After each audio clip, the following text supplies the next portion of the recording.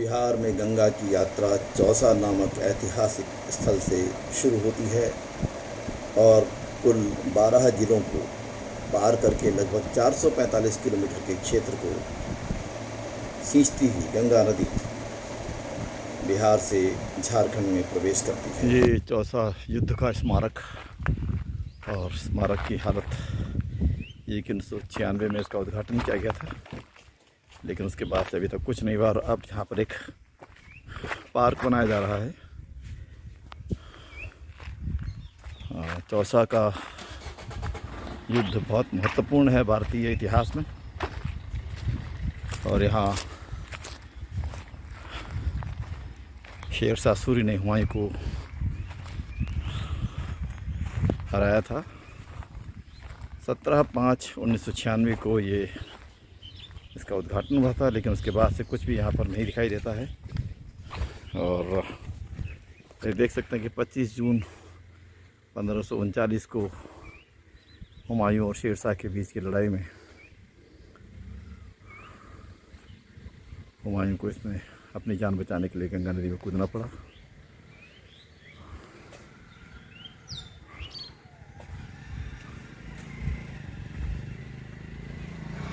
और यहाँ से शेरशाह सूरी के राज्य का स्थापना भारतवर्ष में हुई। लेकिन अपने ऐतिहासिक स्थलों को हम कैसे रख सकते हैं, ये यहाँ से दिखाई देता है। अब इसको एक पर्यटन स्थल के तौर पे बनाने की बात है, पार्क, लेकिन मुझे नहीं लगता कि कोई स्मारक यहाँ पर अभी कुछ ऐसा है जिससे लोगों को अपने इतिहास के बारे में पता चल सके।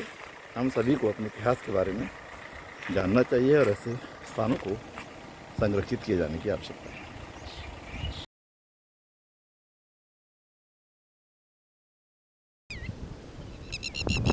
इस समय हम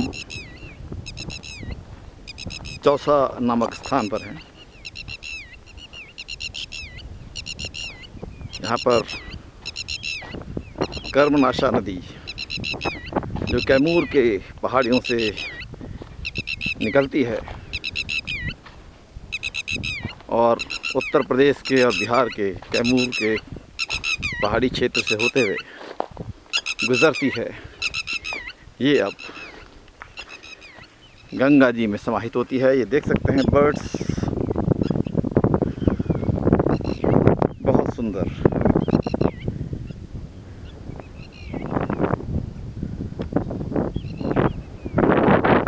ये कर्मनाशा नदी अब गंगा में समाहित होती है। खूबसूरत मंजर, लेकिन नदी पूरी तरह से सूख चुकी है।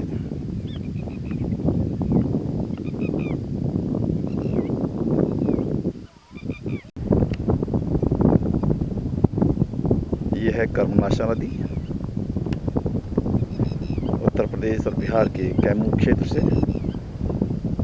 निकलकर एक लंबी दूरी तय करने के बाद अब ये अंतिम स्थल पर, यहाँ पर ये गंगा नदी में समाहित हो रही है।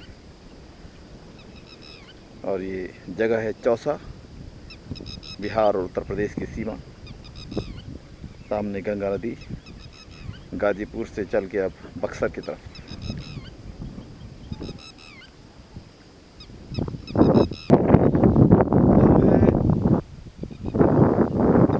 कर्मनाशा और गंगा नदी के संगम स्थल पर, और ये एक बहुत ऐतिहासिक जगह है। न केवल कि कर्मनाशा नदी का बड़ा पौराणिक महत्व है, लेकिन चौसा स्थान है उसमें दो प्रसिद्ध युद्ध हुए जिसने पूरा भारत का इतिहास बदल दिया। 26 जून 1534 यहाँ पर हुमायूं और शेरशाह सूरी के मध्य युद्ध हुआ। उसमें हुमायूं की हार हुई। बंगाल का पूर्वी क्षेत्र नदी के पार बिहार, पूरा क्षेत्र के अंतर्गत आ गया था। उसके बाद फिर 1700 ईस्वी के बाद जब ईस्ट इंडिया कंपनी भारत में आई तो बंगाल के नवाब शाह आलम को यहीं पर बक्सर अंग्रेज़ों ने हराया, ईस्ट इंडिया कंपनी ने हराया और पूरे क्षेत्र में ईस्ट इंडिया कंपनी का राज हो गया। आज अगर हम यहाँ पर देखें तो पूरे क्षेत्र में कर्मनाशा नदी को हम देख रहे हैं कि पानी कम है, गंगा नदी में भी पानी कम है और चारों तरफ धूल है, रेत है और सूखा है। तो हमारी नदियाँ लगातार उनमें पानी कम हो रहा है, पानी कम हो रहा है तो वो पानी हमारे खेतों की तरफ जा रहा है, ऐसी जगहों पे जा रहा है जहाँ हमारी खेती की ज़मीन हुआ करती थी और उसके कारण से भारत का बहुत बड़ा हिस्सा जो है वो खेती से वंचित हो रहा है। तो नदियों में पानी के कम होने का एक संकट है, वो पर्यावरण का संकट है। उस संकट से दूर निजात प्राप्त करने के लिए ये प्रयास किए जाने चाहिए कि अपनी नदियों को कैसे संरक्षित किया जाए। हमने देखा कि बनारस में गंगा काफ़ी प्रदूषित थी, उसके बाद जब हम आगे गोमती और गंगा के संगम पर गए तो गोमती का पानी बहुत प्रदूषित था और जब वहाँ से आए तो गंगा थोड़ा साफ दिखाई दी, लेकिन यहाँ पर बनारस की तुलना में साफ दिखाई देगी क्योंकि थोड़ा और नदियों का पानी से मिल रहा है और लेकिन नदियों में पानी कम हो रहा है। तो दोनों प्रकार का संकट है, नदियों में प्रदूषण का और नदियों में पानी के कम होने का संकट है।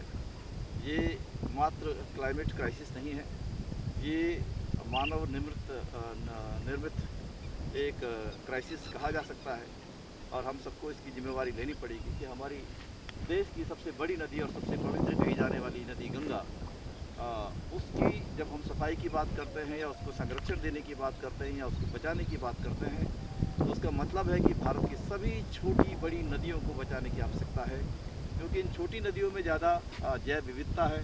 हम अभी देख रहे थे कि इस नदी में विक्रमनाशा में बहुत सारी चिड़ियाएँ हैं, बहुत छोटे छोटे बर्ड्स दिखाई दे रहे हैं। हमने गोमती में देखा, बहुत उसमें अलग अलग किस्म की मछलियाँ हैं। तो जो छोटी नदियाँ हैं वो उनका उपयोग ज़्यादा है देश के अंदर, खेती के लिए, किसानों के लिए, मज़दूरों के लिए, क्योंकि आसानी से उसमें विभिन्न प्रकार की विविधताएँ होती हैं, मच्छियाँ मारी जा सकती हैं। तो ये एक बिहार की जब शुरुआत होती है तो चौसा से, और चौसा के साथ साथ पहली नदी जो गंगा में समाहित हो रही है, इसका एक इंटरेस्टिंग पार्ट ये है कि ये बिहार से ही चल के आती है और मिर्ज़ापुर, सोनभद्र और अनेकों ज़िलों से गुजरते हुए उत्तर प्रदेश और बिहार की सीमा को निर्धारित करती है। और यहाँ पर जब बिहार में गंगा की एंट्री होती है तो कर्मनाशा नदी अपनी जो यात्रा है वो यहीं समाप्त कर देती है। तो बिहार से निकली हुई नदी बिहार में ही जाकर अपनी यात्रा समाप्त कर रही है। चौसा में कर्मनाशा नदी को अपने में समाहित करने के बाद गंगा अब आगे बक्सर की ओर बढ़ती है। बक्सर बिहार का एक प्रमुख ऐतिहासिक केंद्र है। बक्सर में गंगा के घाट, अनेकों घाट हैं जिनमें लोग स्नान करने के लिए आते हैं, कई मंदिर हैं। बक्सर में गंगा में कई नाले मिलते हैं और जैसे हमने कहा कि प्रदूषण रोकने के लिए कोई विशेष प्रबंध यहाँ पर नहीं है, लेकिन बड़ी संख्या में भक्त लोग गंगा में स्नान करते हैं और गंगा बक्सर के बाद बिहार के सारण ज़िले में प्रवेश करती है, जिसे छपरा ज़िले के नाम से जाना जाता था। सारण के पास रेवलगंज में घाघरा नदी के साथ में गंगा का संगम होता है और फिर उसी क्षेत्र में गंगा में कुछ किलोमीटर के बाद चिरान नाम के स्थान पर सोन नदी का संगम होता है। हालांकि गंगा घाघरा अपने तटबंध हर साल बदल रही हैं और कई किलोमीटर दूर चली जा रही हैं, इसलिए गंगा और घाघरा और सोन नदी का संगम भी अपने पुराने तटबंधों को से बहुत दूर जा चुका है और कुल मिलाकर के रेवलगंज से लेकर के और डोरीगंज के बीच का लगभग 30 से 35 किलोमीटर का मार्ग इन तीनों नदियों का संगम क्षेत्र कहा जा सकता है। चिरांद एक ऐतिहासिक कस्बा है जहाँ पर 2500 वर्ष पूर्व ईसा से के सभ्यताओं के प्रमाण मिले हैं। ऐसा कहा जाता है कि ये पूरा क्षेत्र नदियों का क्षेत्र रहा है, जहाँ पर कम से कम 5 नदियाँ थी और गंडकी नदी को भी इसी क्षेत्र में कहा जाता है। इसलिए भारत की 4 प्रमुख नदियों से घिरे क्षेत्र में, यानी गंगा, घाघरा, सोन और गंडकी के क्षेत्र में आज से 2500 वर्ष पूर्व सभ्यता का विकास हुआ और यहीं पर मगध साम्राज्य की स्थापना हुई। मगध साम्राज्य की राजधानी पाटलिपुत्र का प्रारंभिक क्षेत्र चिरांद ही कहा जा सकता है। लेकिन आज चिरांद की हालत बहुत ख़राब है। आज चिरांद में कोई ऐतिहासिक स्मारक आपको नहीं दिखाई देगा। चिरांद में आज केवल प्रदूषण चारों तरफ दिखाई देता है, क्योंकि हमने अपने नदियों को या तो पवित्रता के नाम पे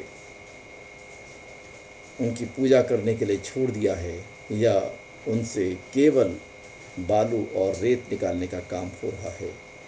चिरांद को देखकर आज बहुत अफसोस होता है, क्योंकि चिरांद ही एक समय में पाटलिपुत्र था और आज पटना जो है यहाँ से 35-40 किलोमीटर दूर खिसक चुका है।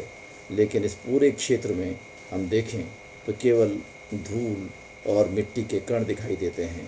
चारों ओर केवल और केवल एक ही प्रकार का काम होता है, जिसे हम कहते हैं नदियों का दोहन और शोषण। 3 धाराओं के मिलन स्थल पर मैं घाघरा में इस समय चल रहा हूँ और हमने गंगा नदी पार की थी और अब हम जा रहे हैं इन दोनों नदियों के मिलन स्थल, 3 नदियों के मिलन स्थल ना सोन नदी जो तीसरी धारा है यहाँ पर मिलती है और तीनों जो है नदियाँ मिलने के बाद अब आगे जो है गंगा बनकर पटना की ओर यहाँ से आगे बढ़ती है।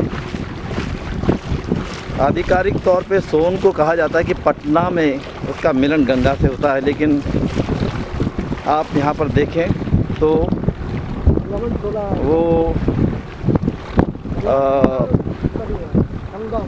कहाँ पर है, बलवंत टोला संगम बोलता है, संगम है। तो ये पूरा हम देख सकते हैं कि कितना दूर पैदल चल के आना पड़ता, क्योंकि बहुत ज़्यादा रेत,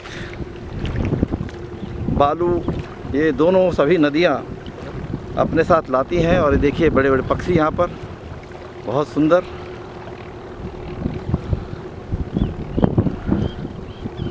यहाँ पर अंतिम संस्कार के स्थल भी हैं और थोड़ा गंदगी भी है नदी में। इधर ही से जाएं, इधर से जाएं, बहुत गंदा है।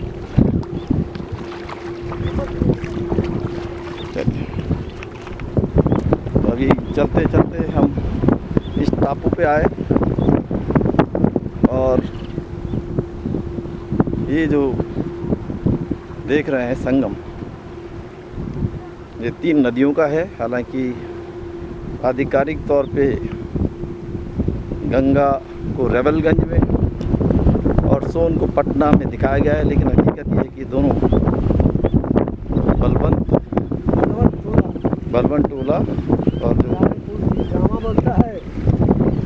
कौन सा जिला है, छपरा जिला, छपरा जिले का है। जामा बोलता है संगम। ये है सोन नदी, मध्य प्रदेश के अमरकंटक से आती है और उत्तर प्रदेश के कैमूर इलाके से, सोनभद्र के इलाके से बिहार में प्रवेश करती है। और यहाँ पर ये मिलन स्थल सोन, घाघरा और गंगा का।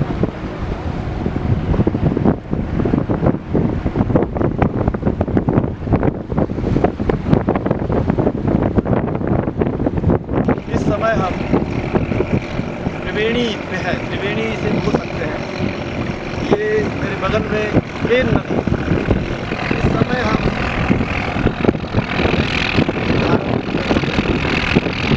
और इस बिहार का पटना जिला है, छत्तीसगढ़ जिला पाकिस्तान से करीबन 10 किलोमीटर आगे ये भगवान और यहाँ पर पानी है, गंगा पानी, ये सोन नदी का है। इधर जो है बगल में गंगा और घाघरा, ये घाघरा नदी है, उसके बगल में गंगा है, मिल रहा है और ये बहुत बड़ा स्थल है यहाँ पर। लेकिन संगम पर पहुँचने के लिए बहुत मेहनत करने की ज़रूरत पड़ती है, क्योंकि हम जानते हैं कि घाघरा, गंगा और ये दो नदियों के मानसून के समय में उतार बहुत ज़्यादा होता है और नहीं रहता लेके आते हैं। घाघरा अपना पथ हमेशा बदलती है, बहुत बार अगर देखें तो पूरे क्षेत्र में बहुत ज़्यादा बालू है। बालू के पूरा मतलब समझते हैं कि पूरा गंगा घाट बालू से भरा पड़ा है। ये हमारी यात्रा का एक बहुत महत्वपूर्ण पड़ाव है।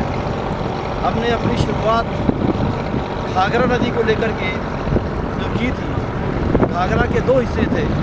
एक हिस्सा करनाली से हम चले थे, नेपाल से, और उत्तर प्रदेश में जहाँ से घाघरा बैराज शुरू होता है, बहराइच जनपद में, वहाँ से ये यात्रा शुरू हुई थी। और घाघरा की जो पूरी भारत के अंदर लंबाई हो, करीबन 1100 किलोमीटर लंबी ये यात्रा यहाँ पर समाप्त होती है गंगा नदी में आकर।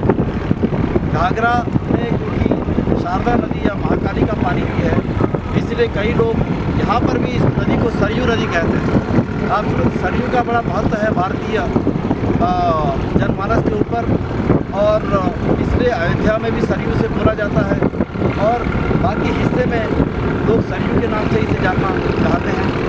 इसका एक धार्मिक महत्व है। यहाँ पर आप देख सकते हैं कि बहुत सुंदर स्थान है, नज़दीक स्थान है, लेकिन पहुँचना बहुत मुश्किल है जब तक कि सरकार कोई विशेष कदम न उठाए और यहाँ पर किसी प्रकार का एक साधन न हो कि लोग देखें और अपने नदियों के एक प्राकृतिक सौंदर्य को, उसका आनंद लें। तो घाघरा नदी की जो यात्रा थी वो करनाली की जो नेपाल में यात्रा है उसको आगे बढ़ाते हुए और महाकाली नदी की या काली नदी की और उसके बाद शारदा नदी की जो यात्रा है, जिसका पानी घाघरा में मिलता है, उत्तर प्रदेश के लखीमपुर खीरी जनपद में ईशा नगर, और फिर वो यात्रा लगातार इस नदी को और बड़ा बनाती चली जाती है। और गंगा नदी की सबसे बड़ी सहायक नदियों में घाघरा नदी का नाम आता है। गंगा नदी की एक अन्य सहायक नदी है यमुना, जो इलाहाबाद में मिल जाती है, और यहाँ पर सोन और घाघरा गंगा में मिलकर के अपनी पहचान को खत्म करते हैं और यहाँ से गंगा की धारा के तौर पे ये नदी अब 30 किलोमीटर आगे पटना शहर में जाती है। पटना का बड़ा ऐतिहासिक महत्व है, उसको हम आने वाले समय में जाएंगे।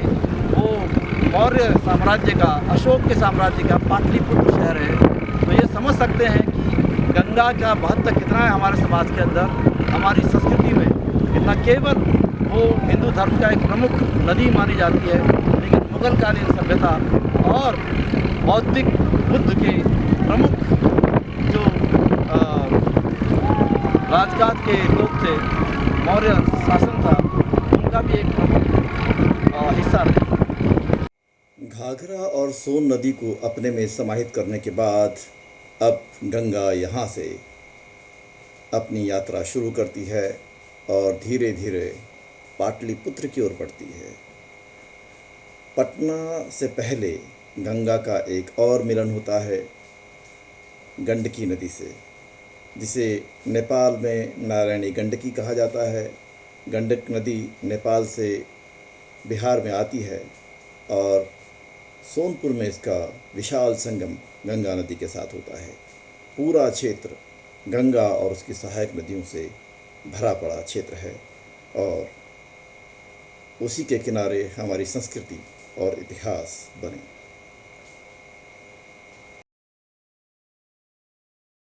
सोनपुर में गंगा नदी का गंडक नदी के साथ में संगम होता है।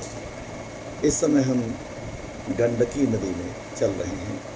गंडक नदी या गंडकी, इसे नेपाल में नारायणी गंडकी भी कहते हैं और एक बहुत पवित्र नदी मानी जाती है। बेहद खूबसूरत, खूब पानी से लबालब भरी हुई नदी, लेकिन फिर भी आजकल पानी कम है और यहाँ के मछुआरे बताते हैं कि उनका व्यवसाय भी लगातार घट रहा है। लोग नदी में प्लास्टिक और सभी प्रकार की चीज़ें अभी भी डाल रहे हैं और इस कारण से मछलियों को नुकसान होता है। बाढ़ में नदियाँ अपना तटबंध बदल रही हैं और इसीलिए गंडक और गंगा का संगम स्थल काफ़ी दूर खिसक गया है और मानसून के समय में वो वापस इसी स्थान पर आ जाता है। यहाँ से गंगा नदी आगे पटना की तरफ और फिर उसकी यात्रा लगातार जारी रहती है।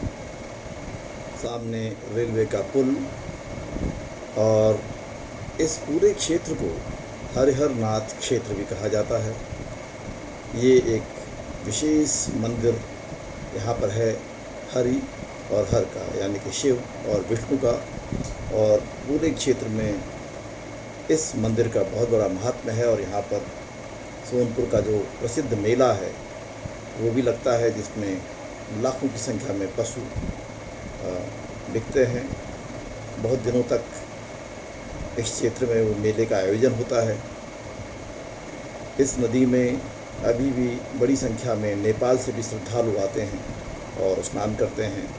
गंडकी का एक बहुत बड़ा महत्व नेपाल के राष्ट्रीय जीवन में भी है और यहाँ पर भी बिहार और देश के अन्य हिस्सों से भी लोग हरिहर नाथ क्षेत्र में आते हैं और पूजा अर्चना करते हैं। गंगा में मिलने के बाद गंडक नदी अपनी यात्रा यहीं समाप्त करती है, अपनी पहचान गंगा को सौंपती है और फिर गंगा आगे यहाँ से पटना की ओर प्रस्थान करती है। पटना भारतीय इतिहास का एक स्वर्णिम अध्याय है।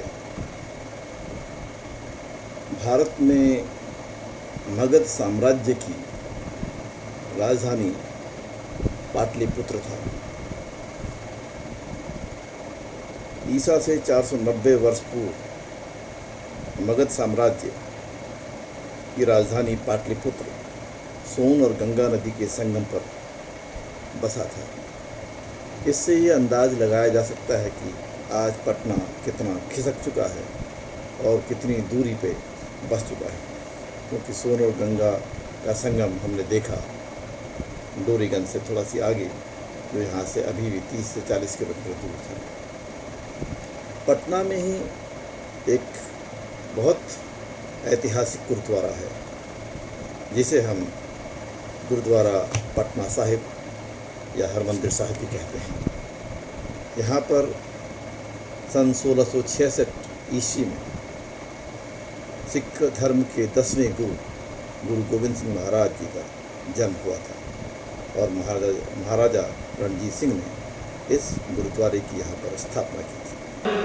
आप गवाए सेवा करे ताकि छकाए मार, नानक जिसनु लगा तिस मिले, लगा सो परवार महला दूजा, जो तेरा सो मौका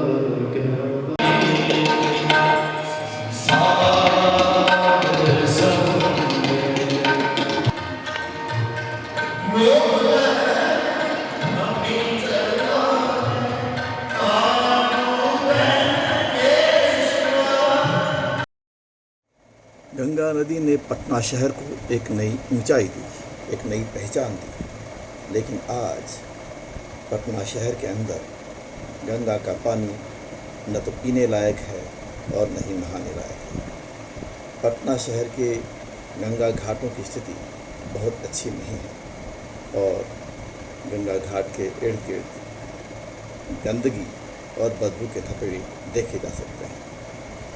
पटना में गंगा का जल स्तर काफ़ी है, हालांकि लोग कहते हैं कि इसमें कमी आई है, फिर भी बिहार में गंगा में अनेकों नदियाँ मिलती हैं।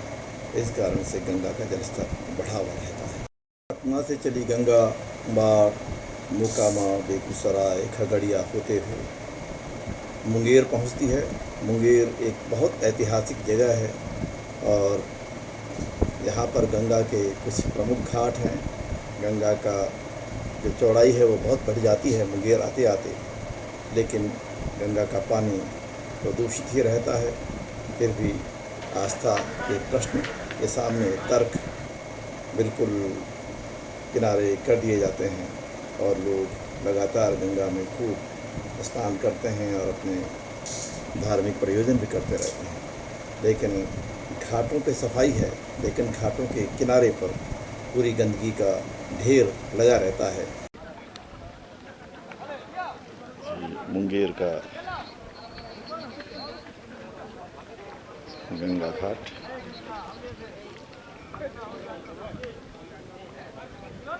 और सैकड़ों की संख्या में लोग यहाँ पर पटना से बेगूसराय के रास्ते खगड़िया होते हुए अब गंगा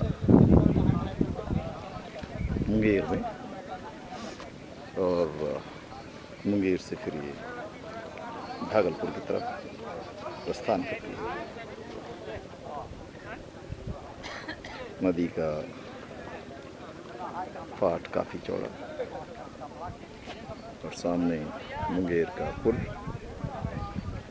गंगा पे बना हुआ विशाल, करीबन 3 किलोमीटर लंबा।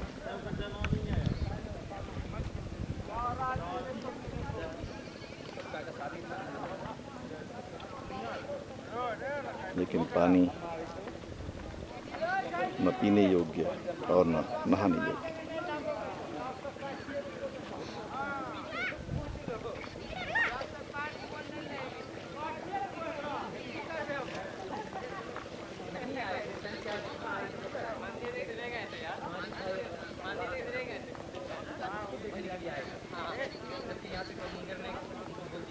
सफाई के नाम पे अभी भी गंगा के चारों ओर गंदगी।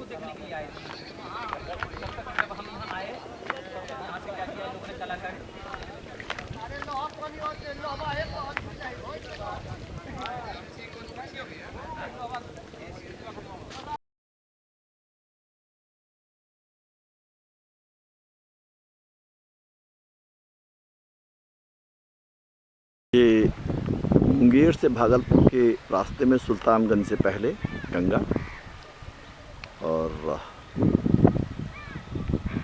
विशाल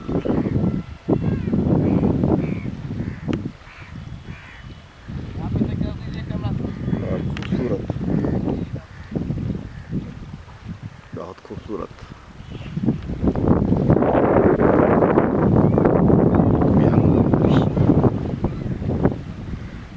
पटना के बाद अभी तक पहली बार गंगा का इतना मनोहारी दृश्य दिखाई दे रहा है। पानी तुलनात्मक दृष्टि से अच्छा नज़र आ रहा है।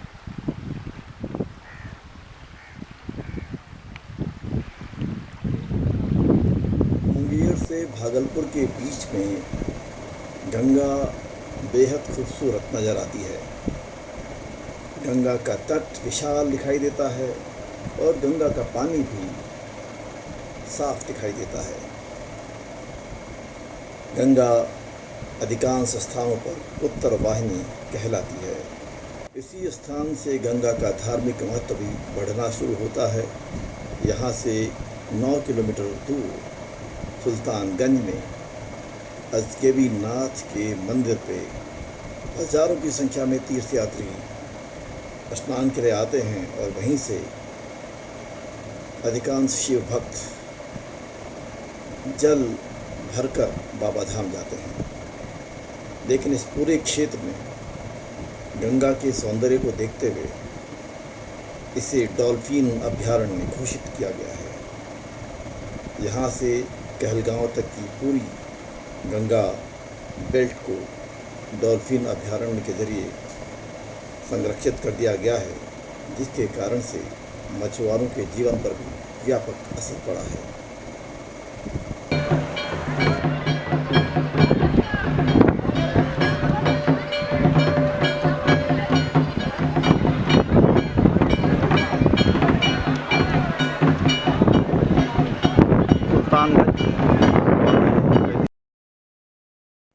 सुल्तानगंज से गंगा भागलपुर की ओर प्रस्थान करती है, लेकिन गंगा का तट इतना विशालकाय दिखाई देता है, इसे देखने की ही इच्छा होती है। गंगा इस पूरे क्षेत्र में उत्तर वाहिनी है और गंगा की लहरें बिल्कुल उसके किनारे तक आके टकरा के वापस जाती हैं। ऐसे लगता है जैसे समुद्र की लहरें समुद्र के किनारे आती हैं। सुल्तानगंज और खगड़िया के बीच में कोई पुल न होने के कारण से अभी भी बड़े स्टीमर्स पर ही लोग यातायात के लिए निर्भर करते हैं। मोटर बाइक से लेकर के और साइकिल तक इन स्टीमर्स में जाते हैं और यातायात का सबसे सुविधाजनक साधन ये इस क्षेत्र में अभी भी है। हालांकि सामने ही खगड़िया से जुड़ने वाला बड़ा पुल बन रहा है और उसके बनने के बाद ऐसा लगता है कि यातायात की प्राथमिकता लोगों की उसी पुल के ज़रिए होगी, लेकिन फिर भी सुल्तानगंज से कहलगांव तक गंगा के इस खूबसूरती को निहारने और संवारने की ज़रूरत है। सुल्तानगंज के अजगैबीनाथ मंदिर के पास चट्टानों पर भी कई प्राचीन चित्रकलाएं दिखाई देती हैं, जो ऐसा प्रतीत होता है कि बुद्ध धर्म से संबंधित हैं। इस पूरे क्षेत्र में बौद्ध धर्म का बहुत व्यापक असर दिखाई देता है। हालांकि उन सभी मूर्तियों या चित्रकारी पर अब लाल रंग के पेंट कर दिए गए हैं और विभिन्न देवी देवताओं की शक्ल अब दिखाई देती है, लेकिन इन पूरे क्षेत्र पे व्यापक अध्ययन की ज़रूरत है और इसमें भारतीय इतिहास और संस्कृति के बहुत बड़े बड़े अध्याय छुपे हुए हैं। इस क्षेत्र में बुद्ध धर्म का प्रभाव व्यापक तौर पर दिखाई देता है। ये सभी चित्रकलाएं बुद्ध धर्म के असर को दिखाती हैं और यहीं से 35-40 किलोमीटर बाद भागलपुर और फिर कहलगांव के पास में विक्रमशिला महाविद्यालय के अवशेष हैं। वो भारत के स्वर्णिम इतिहास का हिस्सा है।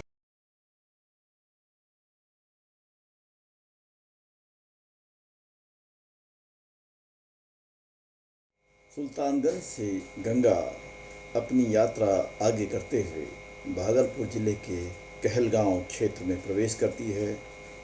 कहलगांव एक बेहद खूबसूरत क्षेत्र है और गंगा यहाँ पर भी उत्तर वाहिनी है। ये कहलगांव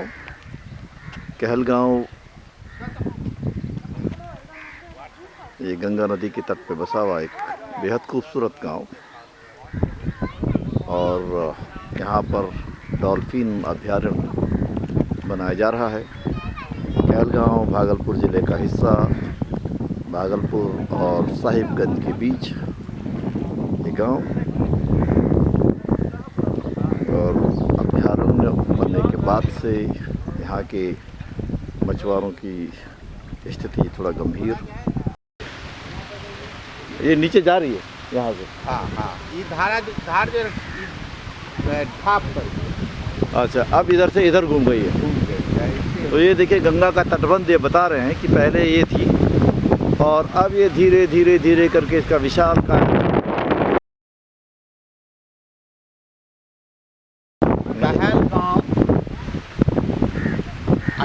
1800 जी 1849 ईस्वी में ये पहले नगर पालिका हुआ करता। 1849। हाँ 1800 के 1837 कन्फर्म नहीं है, जी लेकिन जी हाँ, मतलब उस समय से है। हाँ, वो नगर पालिका हुआ, नगर पालिका हुआ कर नगर पालिका हुआ था। जी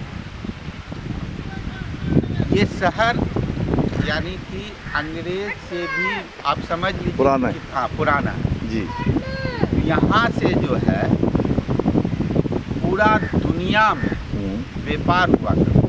अच्छा, यहाँ से यहाँ के मछुआरे, यहाँ के जो नाविक थे, ये दुनिया के जैसे कि बांग्लादेश हुआ, हाँ जी, मलेशिया हुआ, हाँ जी, आपका जो अन्य देश बांग्लादेश हुआ, तो यहाँ से जो है आपका हम सुनते हैं अपने पूर्वजों से, यहाँ के मछुआरा जो थे पहले बड़ी बड़ी नाव हुआ करता, और यहाँ से जो है पूरा दुनिया के अन्य देशों में जो है आपका जो है तेल हुआ, अनाज हुआ, फिर आपका काजू, किशमिश, मनक्का, छुआरा, यहाँ से व्यापार जो है पूरी दुनिया में जो है यहाँ से मल्लाहों का ये काम था, ले जाना अन्य देशों में। उसके बाद जो है जब देश में पुल पुलिया का जब विकास हुआ, सड़क का जब विकास हुआ, विकास होने के बाद जो है धीरे धीरे मल्लाहों का रोजगार समाप्त हो, मतलब विकास मल्लाहों के लिए विनाश बन गया। विनाश बन गया। वो पहले नाव से जो है दुनिया के अन्य देशों में जो व्यापार करते थे वो उसका रोजगार समाप्त हो गया। तो कुछ मछुआरे जो है थे, जो मछली का भी जो शिकार हुआ करते जो है गंगा में और अन्य सहायक नदियों में जो है वो मछली का जो है अपना धंधा शुरू किया। हालांकि मछुआरों का इतिहास रहा है, तो ना तो कभी ये इनकी अपनी कोई संपत्ति है, ना जगह है, ना ज़मीन है। इसका मुख्य धंधा था पानी पे, कि पानी पर, यानी पानी में जो गंगा और गंगा की अन्य सहायक नदियों में जो है मछली का शिकार करके अपना जीविकोपार्जन करना और अपने परिवार को जो है भरण पोषण करना, तो मुख्य धंधा ये हुआ करता। उसके बाद जो है आपका गंगा का जो हालात है, जो स्थिति है, वो तो हम लोग देख ही रहे हैं कि गंगा में और अन्य सहायक नदियों में जो है 90% मछलियाँ समाप्त हैं। यानी कि जो मछुआरे नाव से जो है अन्य देशों में शिकार करते वो धंधा समाप्त हो गया। गंगा और सहायक नदियों में जो मछलियाँ मिलती थी वो जो है 90% खत्म हो गई। अभी जो है मछुआरे जो है अपने पारंपरिक रोजगार छोड़कर मछुआ समुदाय जो है कहीं ठेला लगाकर, कहीं जो है आपका फल बेचकर या अन्य दूसरे शहरों में पलायन करके जो है जीविकोपार्जन करने का।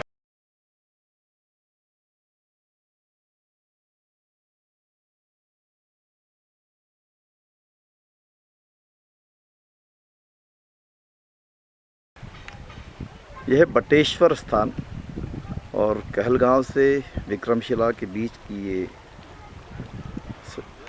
जगह, जहाँ पर गंगा नदी का ये बहुत ही खूबसूरत दृश्य और यहाँ पर बड़ी बड़ी चट्टानें। यह है बटेश्वर स्थान, भगवान शिव का मंदिर।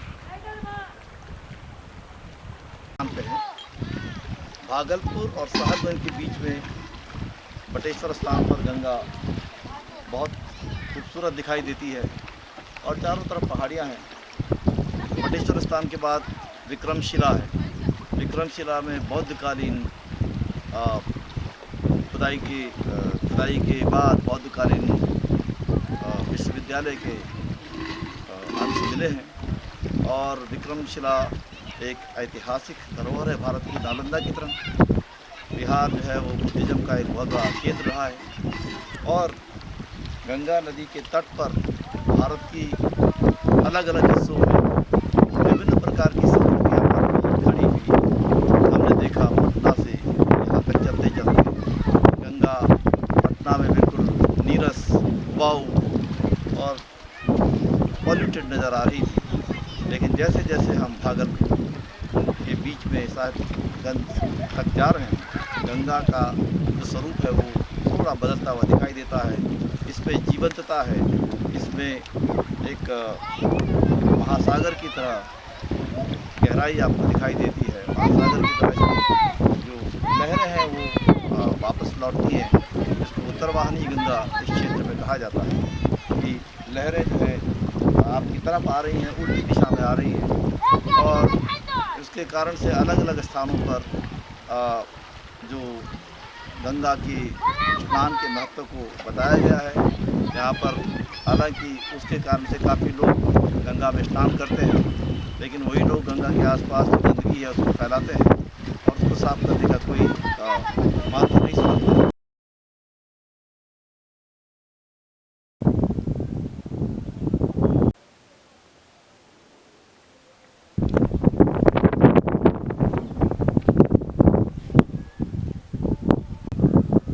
इस समय हम विक्रमशिला विश्वविद्यालय में, विक्रमशिला बिहार में कहा जाता है, और 8वीं से 9वीं शताब्दी में जो बुद्ध राजा हुए हैं धर्मपाल, पाल वंश के राजा का ये पूरा बनाया हुआ है।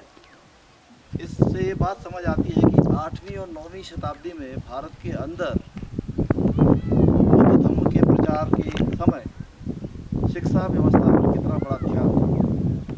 आज ये बिहार प्रदेश में शिक्षा की हालत इतनी खराब है कि बिहार के अधिकांश बच्चे देश के दूसरे हिस्सों में पढ़ने लगे। लेकिन 8वीं और 9वीं शताब्दी में इतना बड़ा विश्वविद्यालय बनना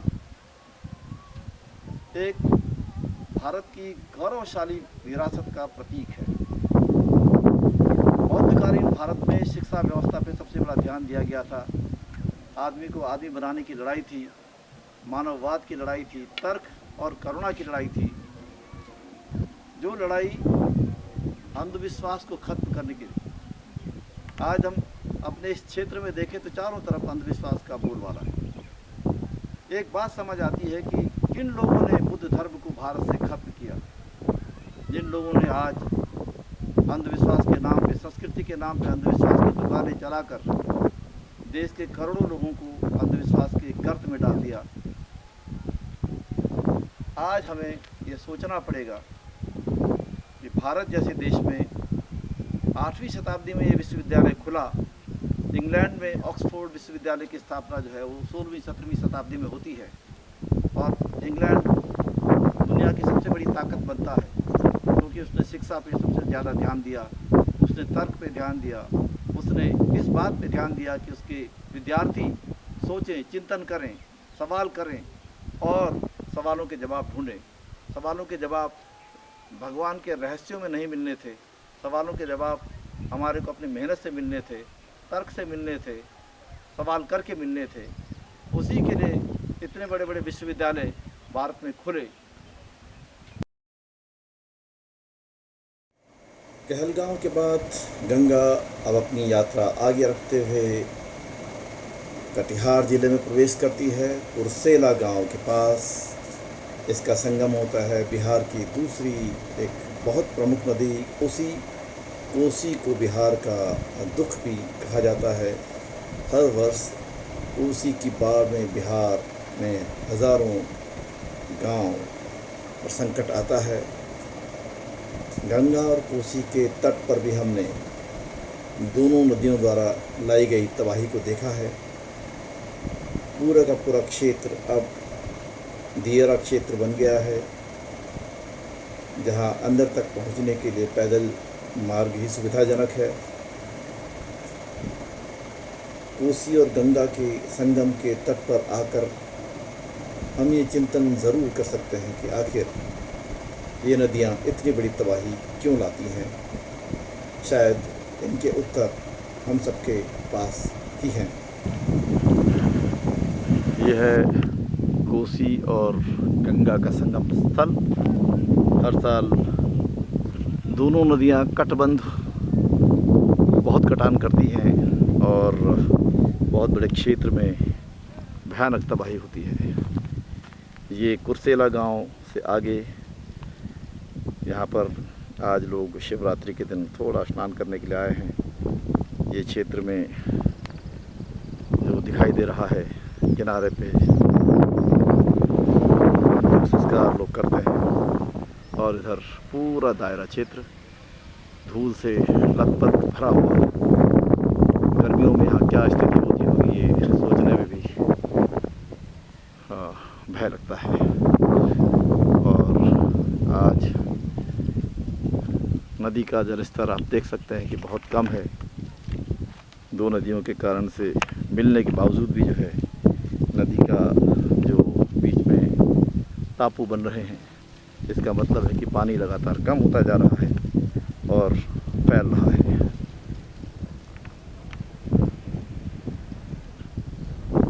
इन नदियों को बचाना और बनाने की जिम्मेवारी हम सबकी है। कोसी को बिहार का दुख कहा जाता है, लेकिन वही कोसी जब गंगा में मिल जाती है तो लोग उसके इर्द गिर्द अपना अंतिम संस्कार से लेकर सब कुछ करते हैं, उसकी पूजा करते हैं। गंगा के बनने पर वो गंगा कहलाती है। लेकिन आप देख सकते हैं कि लोग एक धारा में जा भी रहे हैं, चल भी रहे हैं।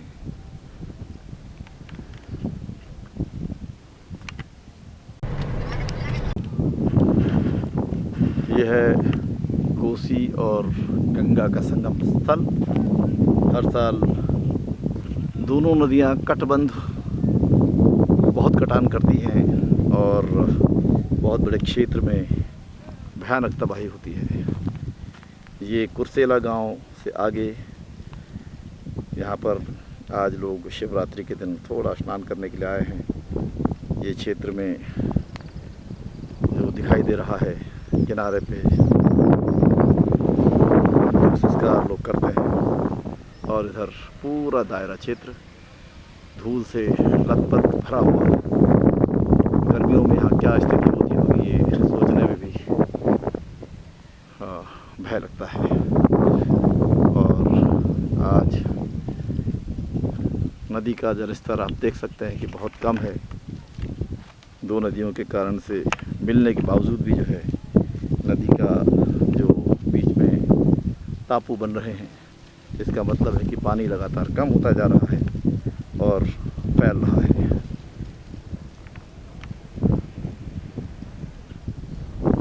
इन नदियों को बचाना और बनाने की जिम्मेवारी हम सबकी है।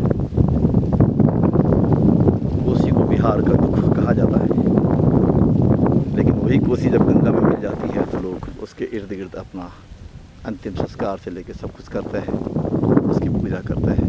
गंगा के बनने पर वो गंगा कहलाती है। लेकिन आप देख सकते हैं कि लोग एक धारा में जा भी रहे हैं, चल भी रहे हैं।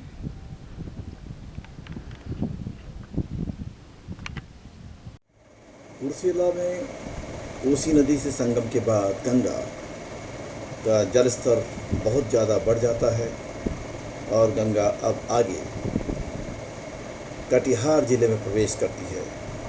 यहाँ पर गंगा का प्रवेश मनिहारी नामक एक स्थान पर होता है और मनिहारी से गंगा धीरे धीरे आगे झारखंड राज्य की तरफ जाती है, जहाँ साहिबगंज ज़िले में उसका प्रवेश होता है।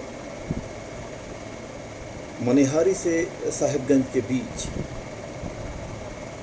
गंगा एक सागर की तरह नज़र आती है और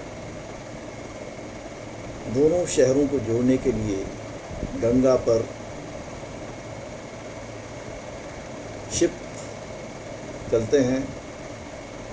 भारत के अंदर मैंने पहली बार इतने बड़े जहाज़ों को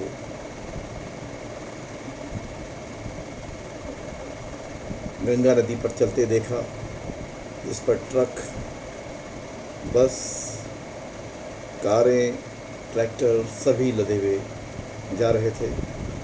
मनिहारी से साहिबगंज की ये दूरी लगभग 45 मिनट में पूरी की जाती है। बिहार राज्य में चौसा से शुरू हुई ये यात्रा पटना, मुंगेर, बेगूसराय, भागलपुर,